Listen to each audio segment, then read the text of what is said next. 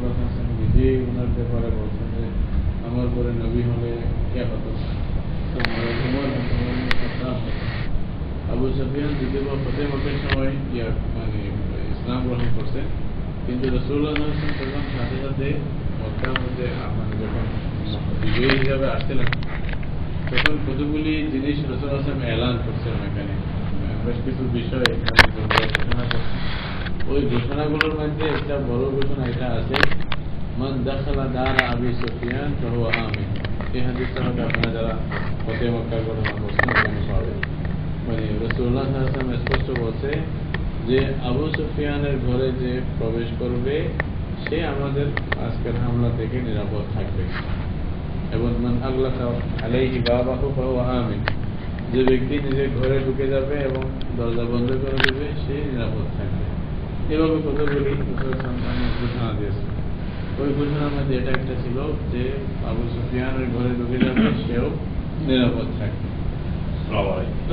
তো যদি যেহেতু মক্কার লোকদের ব্যাপারে রাসূলুল্লাহ সাল্লাল্লাহু আলাইহি ওয়াসাল্লাম কুরাইশদের, খাস করে কুরাইশদের ব্যাপারে এবং আমভাবে মানুষদের ব্যাপারে কথা আছে, আল্লাহ রাসূল বলছেন আন-নাসু মাআদিন, মানুষ সেটা হলো কিরকম, এটা খনির মতো, তো বলছে যে খিয়ারুহুম ফিল জাহিলিয়া খিয়ারুহুম ফিল ইসলাম, এটা একটা কথা আছে।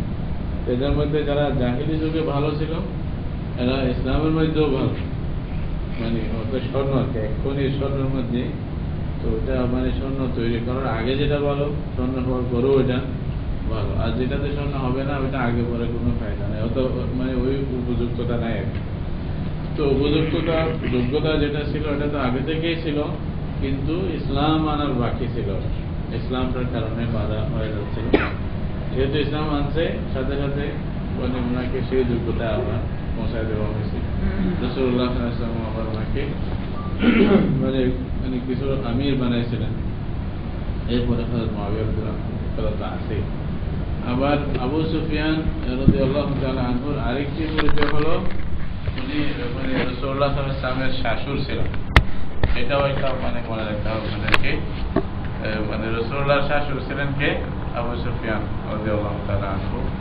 কারণ ওনার মেয়ে মানে উম্মে হাবিবা অথবা হারমালা মানে বলে আর কি না, উম্মে হাবিবা রাদিয়াল্লাহু তাআলা আনহা, তো উম্মে হাবিবা রাদিয়াল্লাহু তাআলা আনহা মানে রাসূলুল্লাহ সাল্লাল্লাহু আলাইহি ওয়াসাল্লামের স্ত্রী ছিলেন, উম্মুল মুমিনিন। উনি আবু সুফিয়ানের স্ত্রী ছিলেন, মুআবিয়া রাদিয়াল্লাহু তাআলা আনহুর মানে বোন আর কি, আপন বোন। তো কোরআনের মধ্যে আল্লাহ তাআলা বলছেন কোথায়, সূরা হাদীদে আল্লাহ তাআলা বলছেন মানে মান আনফাকা মিনকুম মিন ক্বাবল আল-ফাতহি ওয়া কাতাল, يعني أولئك أعظم درجة من الذين أنفقوا من بعد وقاتلوا وكلا وعد الله الحسنى। এই কথাটা আছে, বলছে যে যারা ফতেহ মক্কার আগে যারা মানে ইসলামের খেদমত করছে, ইসলামকে গ্রহণ করছে, মানে ইসলামকে বুঝতে পারছে তাদের ব্যাপার, আর যারা ফতেহ মক্কার পরে ইসলাম গ্রহণ করছে তাদের মধ্যে মানে তারা সমান নয়, কিন্তু সমান না হলেও এই আল্লাহ তাআলা এদিকে তো আল্লাহ তাআলা বলছে যে ওয়াকুল্লাহু ওয়া'আদাল্লাহুল হুসনা, মানে সবাই সাথে আল্লাহ তাআলা হুসনার ওয়াদা করছে, মানে জান্নাতের ওয়াদা করছে।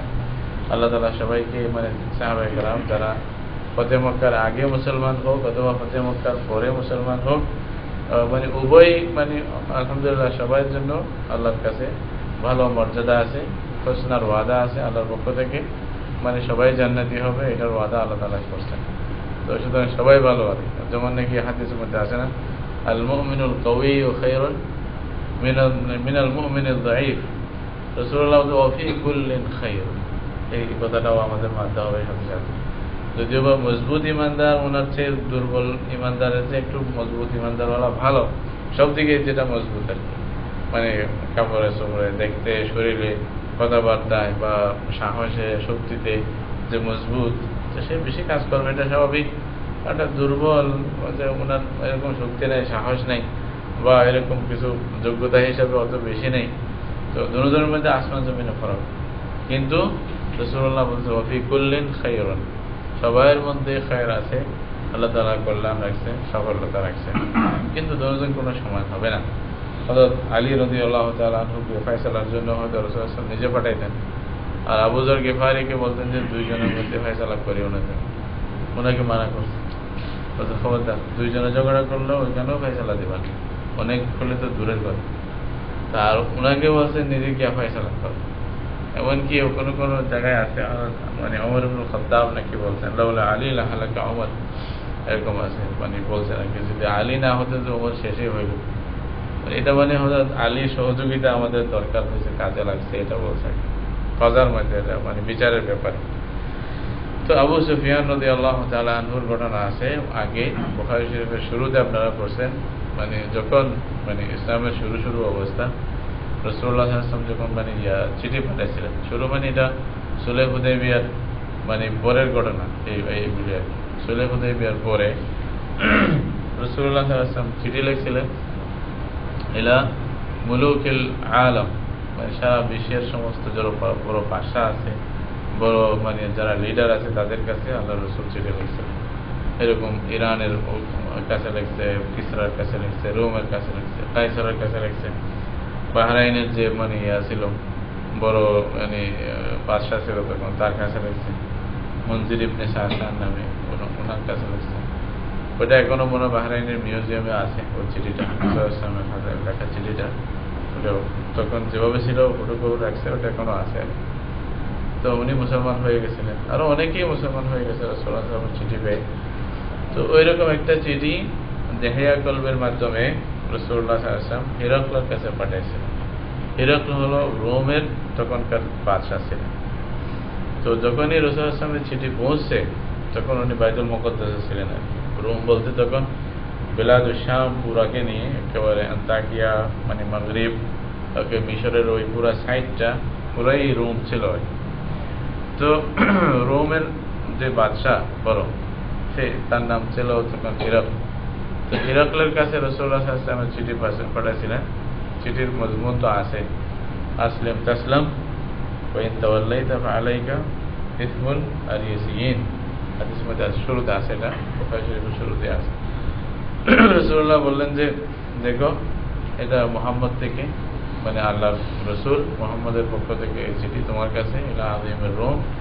এখানে রাসূলুল্লাহ সাল্লাল্লাহু আলাইহি ওয়াসাল্লামের নাম আগে লেখছে, কারণ ওরা আজিমের রোম হইল, এটা তো মানে আজিমুল আলম কে রাসূলুল্লাহ সাল্লাল্লাহু আলাইহি ওয়াসাল্লাম আল্লাহর নবী যারা হন তারা তো দুনিয়া আখিরাতে মানে দুনো জাহানের একরকম বাদশা, আল্লাহ তাআলা তাদেরকে এইভাবেই মর্যাদা দেন। তো ওনাদের চেয়ে তো বড় না, এই জন্য রাসূলুল্লাহ সাল্লাল্লাহু আলাইহি ওয়াসাল্লাম নিজের নাম প্রথমেই লিখছে মিন মুহাম্মাদিন রাসূলুল্লাহ ইলা হিরাকলা আযীমের রোম, এটা তারপরে চিঠি লিখছে আর কি।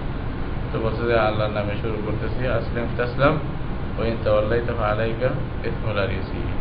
একেবারে কত সংক্ষিপ্ত কথা, মানে মুসলমান হয়ে যাও নিরাপদ থাকবে, আর যদি না হও তাহলে সমস্ত রোমবাসীর গুনাহ তোমার উপর আসবে। তিন কথা, বেশি না। চিঠি আশ্চর্য চিঠি রাসূলুল্লাহ সাল্লাল্লাহু আলাইহি ওয়াসাল্লাম। এই চিঠি নিয়ে গেছিলেন কে? দেহায়া কেলবি সাহাবায়ে কেরামের একটা ওয়াফদ, মানে ওনার সাথে দুইজন আরো ছিল। তো উনি যখন চিঠি ওখানে পৌঁছাইছেন, চিঠি পড়ার আগে তো উনি বললেন যে এই যে আরব যিনি নবী মানে নবুয়ত দাবি করতেছেন, ওনার দেশের কোনো মানুষ আমার এখানে মানে বাইতুল মুকাদ্দাসে বা শাম সিরিয়াতে আছে কিনা দেখো। তো মানুষ দিয়ে তালাশ করে দেখছে যে তখন ঘটনাক্রমে আবু সুফিয়ান তার একটা গ্রুপ নিয়ে মানে ব্যবসার জন্য ওখানে গেছিলেন। কোথায়? শামে সিরিয়াতে। তো ওরা নিজেদের কাজ মনে করেন অনেক সময় ব্যবসার জন্য গেলে থাকে 4-5 দিন বা মানে 1 মাস, মানে এরকম থাকিয়া 10-15 দিন 1 মাস থাকিয়া তারপর আবার চলে আসে ব্যবসা করে। তো যখন খবর পাইছে যে আরবের একটা গ্রুপ আছে, একটা ওয়াফদ আছে, একটা দল এরা ব্যবসার জন্য আসছে, ওদেরকে বাদশাহ খবর দিছে, বলছে বাদশাহ ডাকছে, তোমরা আসো। এবং তাদেরকে ডাকার পরে বাদশাহ জিজ্ঞাসা করছে যে তোমাদের মধ্যে লিডার কে, মানে তোমরা তোমাদের গ্রুপের লিডার কে? তো ওরা বললো যে আবু সুফিয়ান। উনি এমনিও লিডার ছিলেন ওখানে, আবু জাহাল যেরকম লিডার, উনি আবু সুফিয়ানও একজন এরকম লিডার ছিলেন ওদের আর কি, মানে মুশরিকিন যারা তখন থেকে। তো উনাকে বলছে যে তুমি আমার সামনে হয়ে বসো এবং অন্য যারা সাথী ছিল তাদেরকে বলছে তোমরা ওকে পিছ দিয়ে বসো, এভাবে বসাইছে আর কি, কেউ এদিকে কেউ সেদিকে, যেন ইশারা করে ওদেরকে কিছু মানাইতে না পারে।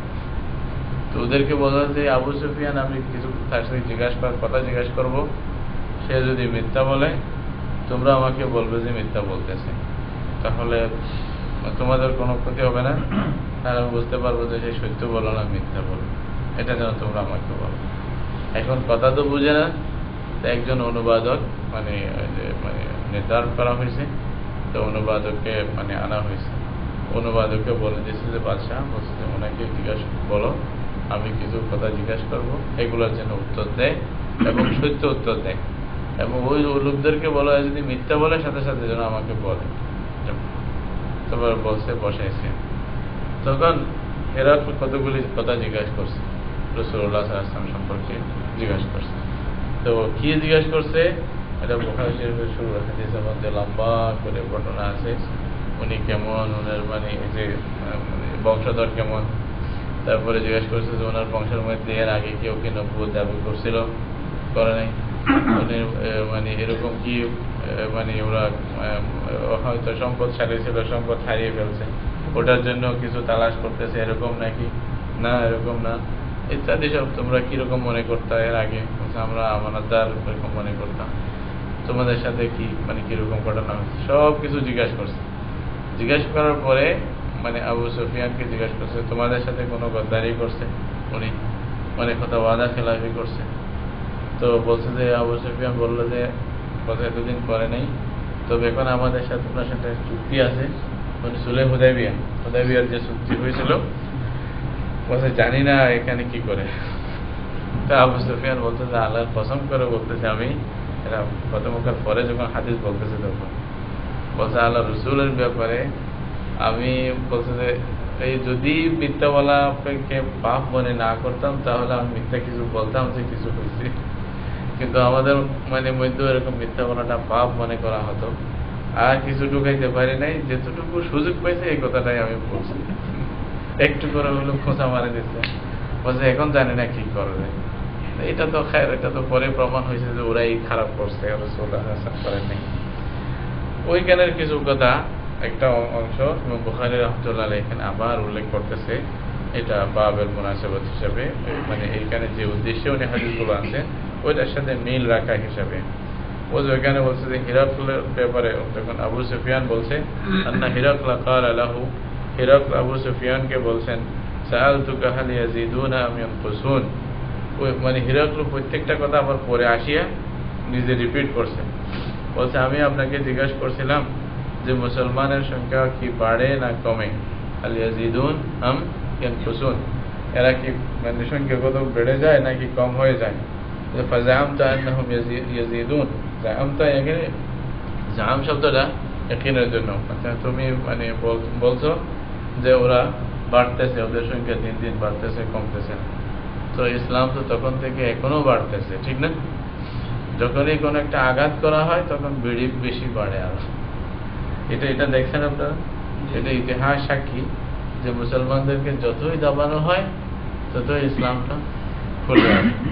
ইকবাল সুন্দর বলছেন, ইসলাম জ্ঞান কি তারা হ্যাঁ, জ্ঞান বুঝেন তো না, বলের মতো, जितना जोर से दबाओगे इतना ऊपर उभरेगा, বলকে আপনি যত জোরে মারবেন অত উপরে যাবে, ঠিক না?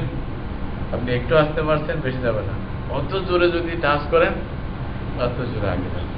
এটা আসলে দেখলে বোঝা যায় যে আমাদের সামনে যেটা হয়েছে টুইন টাওয়ারের ঘটনার পরে যতগুলি আমেরিকান মুসলমান হয়েছে এর আগে তুলনা করলে হয়তো 20 বছরেও আধা বছরের লোক মুসলমান হয়নি, এরকম দেখা যায়।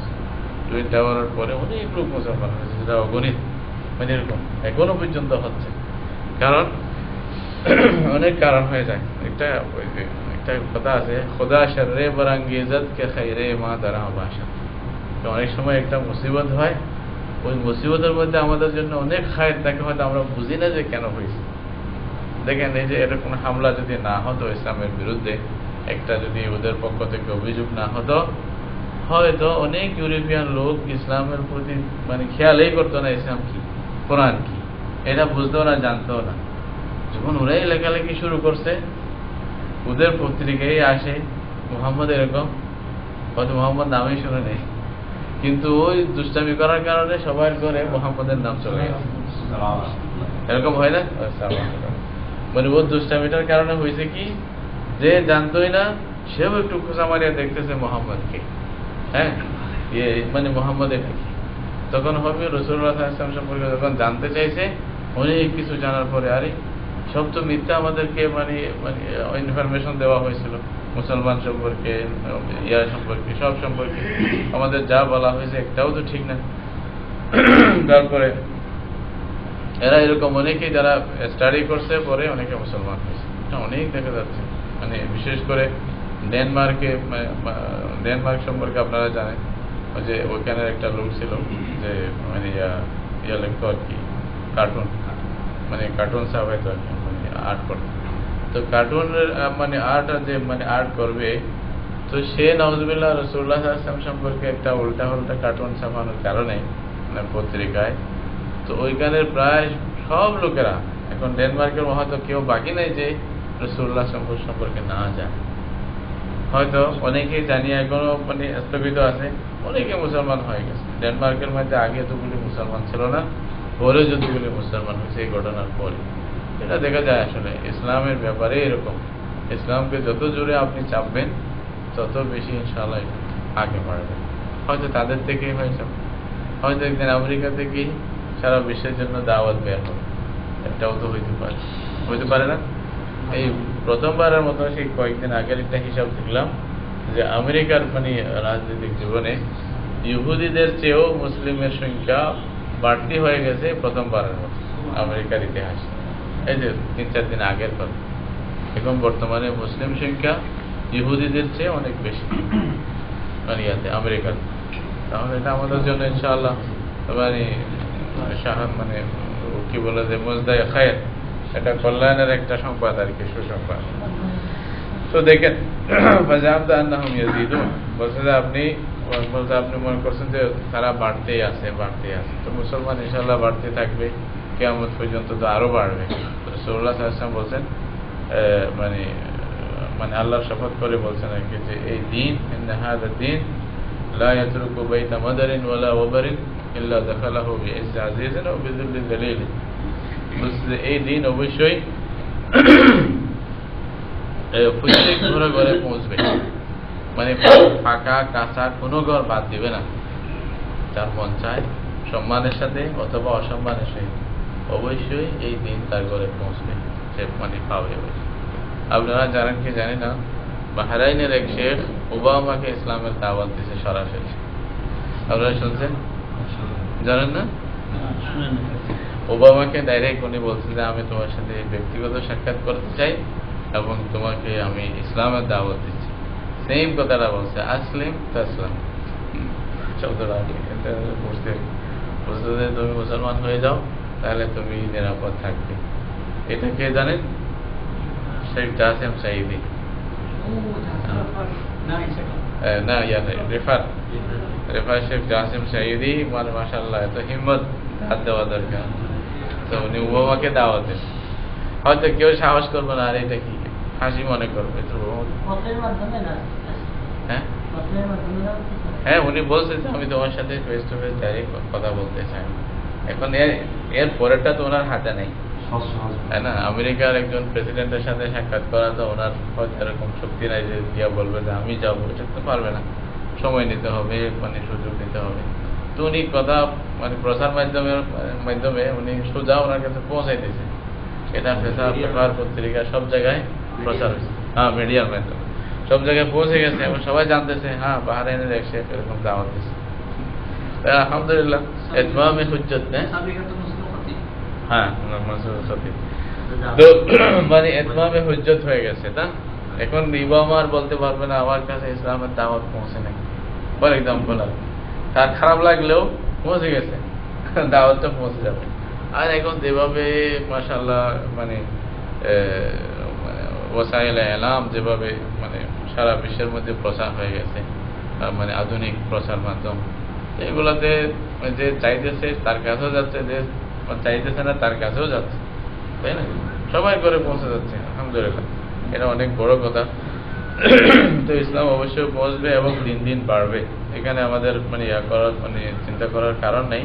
তবে আমি নিজেকে কতটুকুতে রাখতে পারলাম এটা আমার নিজের বিষয়। একজনে আফসোস করতে দেখায় যে ইসলাম ধ্বংস হয়ে যাচ্ছে, বলছে ইসলাম তো ধ্বংস হবে না, তুমি তোমার চিন্তা করো, তুমি কোথায় নিজে কতটুকু আছো এটা চিন্তা করো। ইসলামের জন্য অত বেশি চিন্তা করতে হবে না, কারণ ইসলামের হেফাজত আল্লাহ তাআলা নিজে করছে, নিজে মানে আল্লাহ ওয়াদা দিয়েছে আল্লাহ করবে। ওয়াইন তাতাওয়াল্লাউ ইস্তাবদিল কওমান গায়রাকুম, মনে করলেন তো সব হুজুরেরা বিরুদ্ধ হয়ে গেল, আল্লাহ কাফেরদের থেকে মানুষ তৈরি করে আবার এই দিন চালু করবে, এরকম আছে, আছে মানে কোরআনও আছে এবং রাসূলুল্লাহ সাল্লাল্লাহু আলাইহি ওয়াসাল্লাম বলছে ওইগুলা। আর ইতিহাসও সাক্ষী। আপনারা জানেন যে তাতারি হামলার সময় মানে একটা মহিলা এসে বরল মানে গলির মধ্যে শত শত মানুষকে হত্যা করে যেত, কেউ তার মোকাবেলা করার সাহস পাইত না, এরকম মানে বলা যেত। মানে একটা জরবুল মেসাল হয়ে গেছিল আর কি, প্রবাদ বাক্য হয়ে গেছিল যে তাতারিরা কোনোদিন মানে পরাজয় হতে পারে না, এভাবে একটা মানুষের মধ্যে মানে বিশ্বাস চলে আসছিল। ওই তাতারিদের মানে জিনিসটাকে মানে মানে এই যে পুরা তাতারিদের মানে আবার নতুন করে আবার যে দিনের মধ্যে আসলো ওরা তাতারি হামলার লোকেরা, চেঙ্গিস খান আর কি, ওনার নাতির মধ্যে একজন ওই যে তাইমুর লং বলে, তাইমুর লং, হ্যাঁ, তো উনি ওনার মাধ্যমে আবার ইসলামের দৌড় আবার ওয়াপস চলে আসছে। পুরাই সবচেয়ে বড় ইসলামের খাদেম হয়ে গেছে। পরে যারা আমরা ইন্ডিয়াতে মুঘল সম্রাট দেখতেছি ওরা সব ওদের বংশধর হিসাবে আস্তে ধীরে আসছে, যেটা মানে লম্বা ঘটনা তো অনেক লম্বা। তারপরে মানে একটা ঘটনা আছে অনেক মানে একজন বুজুর্গ ব্যক্তির, শেখ সাইফুদ্দিন রহমতুল্লাহ আলাইহি, তো ওনার সাথে একবারে মানে ইয়ার সাক্ষাৎ হয়েছিল। আচ্ছা, এই যে কার রাজার সাক্ষাৎ হয়েছিল, তো রাজা ওনাকে মানে বিভিন্ন মানে হেস্তনেস্ত করার জন্য আর কি একটু মানে খুব তিরস্কার করে বলছিল, বলছে যে তোমার চেয়ে তো একটা কুকুরও ভালো, এরকম কথা বলছে। তো বলছে যে রাজা আমি ভালো না কুকুর ভালো এই জবাব আমি মরার পরে দিতে পারবো, এখন না। বলছে মরার পরে দিবি, এটা কেমন কথা? বলছে হ্যাঁ, আমি মরে যাওয়ার পরে আমি তোমাকে তোমার কাছে মেসেজ পৌঁছাবো আমি ভালো নাকি কুকুর ভালো, কে ভালো। তারপরে উনি ইন্তেকাল করছে, ইন্তেকাল করার পরে ওনার ছেলেকে বলছে আর কি, যখন ইন্তেকাল করতেছে তখন ইমানের উপরে ছিল, তো ওই ছেলেকে বলছে যে যদি আমার মত ইমানের উপরে হয় তাহলে তুমি রাজার কাছে এই মেসেজ পৌঁছাইবা যে আমি আলহামদুলিল্লাহ কুকুরের চেয়ে ভালো, এই মেসেজটা পৌঁছাই দিই। এখন উনি আসছে, এর মধ্যে ওনার একটু দিলের ভিতরে একটা কথা ছিল, একটা কথা ওর অন্তরে খুব হালচল মানে বসে গেছে, বলছে খুব মানে হই হল্লুড় হয়ে গেছে অন্তরে, অবস্থা কাহিল হয়েছে, কিরি এরকম কি অবস্থা হলো, সে মানে খুব মানে স্থির থাকতে পারতেছে না নিজের মধ্যে, চিন্তায় ছিল যে কি হবে। তো পরে একদিন ওই রাজার প্রাসাদের বাহিরে আজানের মানে আওয়াজ শুনছে, আল্লাহু আকবার আল্লাহু আকবার। তো উনি মানে একা কেমনে ঢুকে গেছে, বলছে যে ওকে, তো ওরা বলছে যে ওকে তৈরি হত্যা করো। তো বললো যে না হত্যা করিও না। রাজা বলছে যে ওই লোকটাকে আমার কাছে নিয়ে আসো, যে আজানের আওয়াজ হতো, মানে তখন তো আজান মানে মুসলমান বললেই হত্যা করে দিত, কেউ জিজ্ঞাসা করলো কে তুমি, আমি মুসলিম, আল্লাহ ওয়াজিবুল কাতাল, এরকম অবস্থা ছিল। ওইরকম পরিস্থিতিতে গিয়ে আজান দেওয়া এটা কত বড় সাহস, মোল্লাকে আদা আর মুজাহিদকে আদা, তাই না? মুজাহিদের আজান অন্য ছিল তখন, এটা আমাদের যুদ্ধ ছিল, এটা এলান রাসূলুল্লাহ সাল্লাল্লাহু আলাইহি ওয়াসাল্লামের দ্বীনের মানে আল্লাহর দ্বীনের এলান ছিল। তো ডাকছে, ডাকিয়ে বলছে তুমি কে? বলছে আমি অমুক ব্যক্তির ছেলে। বলছে তুমি অমুক ব্যক্তির ছেলে? বলছে ওনার সাথে আমার কথা ছিল। বলছে উনি বলছে যে আমাকে ইয়ে করো। তো বলছে যে হ্যাঁ, আপনাকে মেসেজটা দেওয়ার জন্যই আমি আসছি। বলছে কি মেসেজ? বলছে আমার বাবা ইন্তেকালের সময় বলছেন যে ইমানের উপরে মারা গেলে উনি কুকুরের চেয়ে অনেক ভালো, এই কথাটা আপনাকে বলতে বলছে। তো যখন এটাও মানে রাজাকে বলছে, রাজা বলছে যে এটাই বলছে বলছে যে মরার পরে তোমার যদি ঈমান থাকে তাহলে তোমার মূল্য, আর যদি ঈমান না থাকে তোমার কোনো মূল্য নেই। এটা তার দিমাগে কাজ করছে। তো ভিতরে ভিতরে সে ওনাকে ভিতরে রাখছে এবং মুসলমান হয়ে গেছে। মুসলমান হয়ে যাওয়ার পরে আস্তে ধীরে মানুষের মধ্যে যারা বড় বড় ছিল তাদেরকে বুঝাইছে। ওইখান থেকে আবার ইসলামের দাওয়াত আমভাবে আবার শুরু হয়েছে। মানুষ যেটা কল্পনাই করে নেই, এমনকি মনে করছে যে ওই ফিতনা হয়তো কি আমাদের আগের ফিতনা, ইয়াজুজ মাজুজের হয়তো ফিতনাটা হবে, এরপরে আর ইসলাম থাকবে না, এরকম মনে করতো। আল্লাহ তাআলা দেখেন এরপরে এই কত শত বছর পর্যন্ত 800 হিজরির ঘটনা এটা, এরপরে এখন বর্তমানে প্রায় মানে আরো 500-600 বছর চলতেছে। ইসলাম কত সুন্দরভাবে চলতেছে সব জায়গাতে, তাই না? তো এগুলা আমাদের চোখের সামনে। ইসলামের ইতিহাস যদি পড়েন তাহলে বুঝে আসবে ইসলাম বাড়তেই থাকবে, বাড়তেই থাকবে। ঈমান এবং মানে যদি ইখলাস থাকে, ইখলাস এবং ঈমান যদি থাকে তাহলে মানে ইসলামের মানে প্রসার হতেই থাকবে। দৈর্ঘ্য বস্তু এখানে আসলে অন্য কোনো বিষয় না, এখানে এটা কোনো সীমা নাই। এখানে ইসলামের মধ্যে এরকম কোনো সীমা নাই যে এর বাইরে যাবে না, এটা না। এটা ওই যে যেমন বললেন না কে তারেক ইবনে জিয়াদ রাদিয়াল্লাহু তাআলা আনহু স্পেনে যখন গেছিলেন, তো মানে তখন ওনার কথার অনুবাদ করছে আর কি, বলছে হার মুলকে মাস কে মুলকে খুদায়ে মাস, মানে যেটা আমাদের আল্লাহর দেশ ওই সবগুলি কাদের দেশ? আমাদের দেশ। এটাই ইকবাল বলছিল, चैन अरब हमारा हिंदुस्तान हमारा মুসলিম হে হাম ওতন হে সারা জাহান আমার। এই কথাটা কত বড় একটা কথা, কত গর্বের কথা। নিজেকে মানে ইসলামের উপরে, আমি যে ইসলামের জন্য কত খুশি, অন্তর থেকে খুশি প্রকাশ করা। মানে কোথায় থেকে কোথায়, চীন ও আরব হামারা বলতে, চাইনা বলেন, আরব বলেন, তারপরে ইন্ডিয়া বলেন, সব কিছু আমাদের। এমনকি মুসলিম হে আমরা হলাম কি মুসলিম, সারা জাহাঁ হামারা, মুসলিম হামতান হে সারা জাহাঁ হামারা। আমাদের দেশ হলো সারা বিশ্ব আমাদের দেশ, এখানে কোনো ভাগ নাই, এটা ওইটা সব আমরা। ইসলাম যদি সত্যিকার অর্থে থাকে তাহলে আমার একটা মানে আশ্চর্য লাগছিল, সুদানের এক সফিরের সাথে সাক্ষাৎ হয়েছিল এক সময় কোন একটা কাজে। তো ওনাকে আমি জিজ্ঞেস করছিলাম যে পাসপোর্ট ইত্যাদি এগুলো দরকার, বলছে শেখ ইনদানা জাওয়াজ লা ইলাহা ইল্লাল্লাহ। আমি শুনে অবাক হয়ে গেছি। দিল্লিতে ওনার সাথে কথা হয়েছিল, বলছে ইনদানা জাওয়াজ লা ইলাহা ইল্লাল্লাহ, কুল্লু মুসলিম ইয়াকুল লা ইলাহা ইল্লাল্লাহ হুয়া আখুনা ফিল, বাস বাস ওদায়। আমি ওর কথা শুনে অবাক হইলাম। মুসলমানদের মধ্যে কোনো সেরকম আবেগ জজবা অনেকের মধ্যে আছে আসলে। আল্লাহ তাআলা হয়তো শেষ দিন আমাদেরকে দেখাইতেও পারে, বা এরকম তৈরি হচ্ছে আর কি। আবার যাই হোক, তো বারহাল মুসলমান বাড়তেই থাকবে কিয়ামত পর্যন্ত, এটা ইতিহাস প্রমাণ, কোরআন হাদিসে সব জড়িত আছে। ওয়াকাযালিকাল ঈমান হাত্তা ইয়াতিম্মা। তো বলছে যে এইভাবে ঈমান বাড়তে থাকবে। দেখেন তখন থেকে ওরা বলছে, মানে হিরাকল বলছে যে দেখো ঈমানের এটাই নিয়ম যে পরিপূর্ণ হওয়া পর্যন্ত এটা বাড়বেই, এটা কেউ কমাইতে পারবে না। ঈমানের শক্তির সামনে আসলে মানে কারো কিছু চলে না, কারণ ঈমানের শক্তি এমন একটা অলৌকিক শক্তি, তো এটা যদি একজন হয় 1000-এর জন্য যথেষ্ট হয়ে যায়। মিনকুম মানে হ্যাঁ আলফুন ইয়াগলিবু আলফাইনি বিইযনিল্লাহ, তাই না? মানে একজনের মানে 1000-এর 2000-এর বরাবর, বা এর আগের মানে কথা ছিল মিনকুম ওয়াহিদুন মিয়াতুন সাবিরাতুন ইয়াগলিবু আলফাইনি বিইযনিল্লাহ না।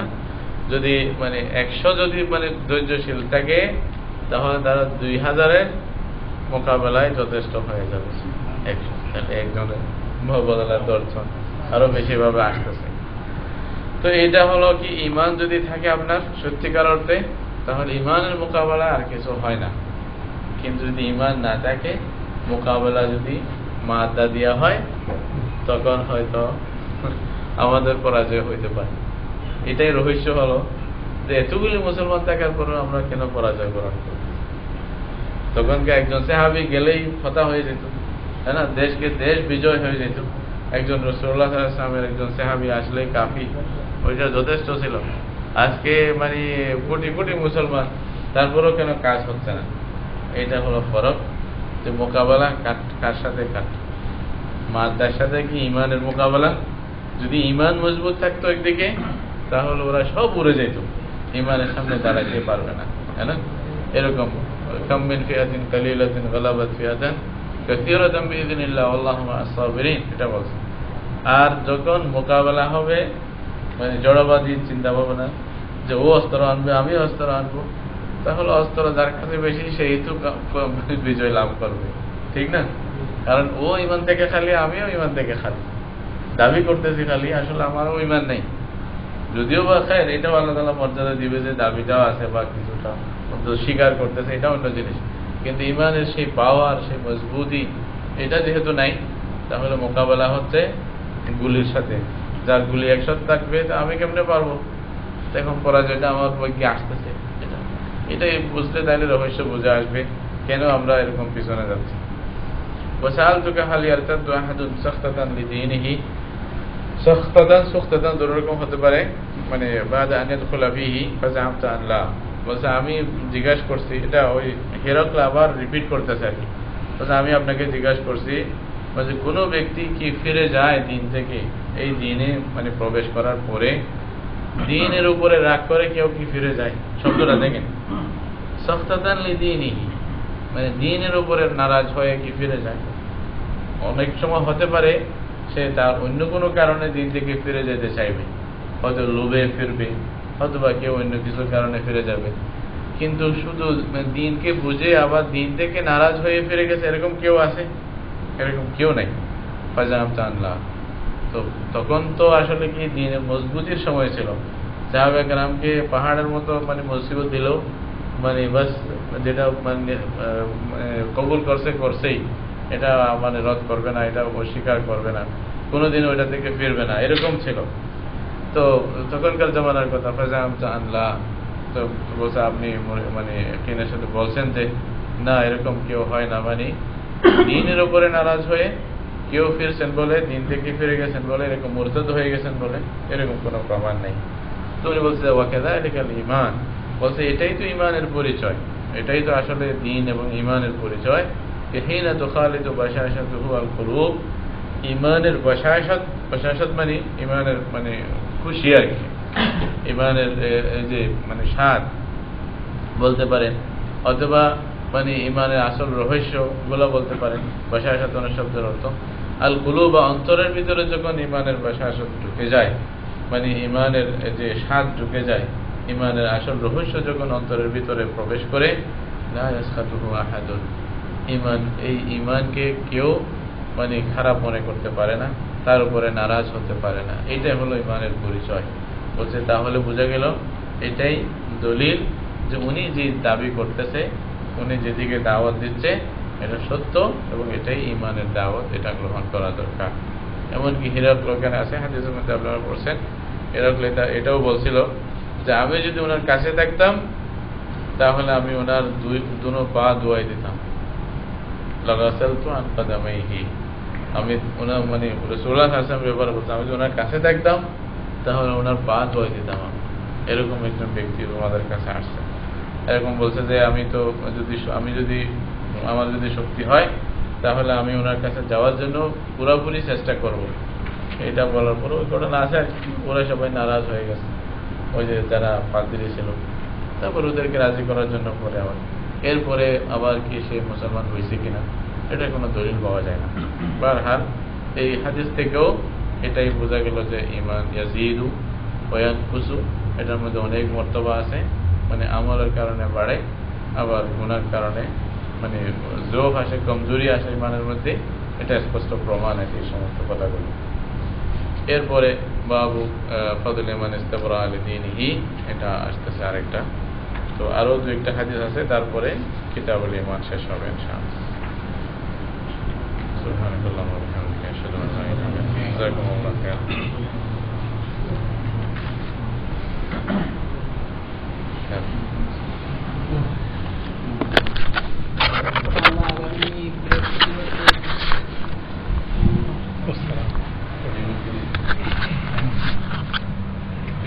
ওটা এখনো হয়নি।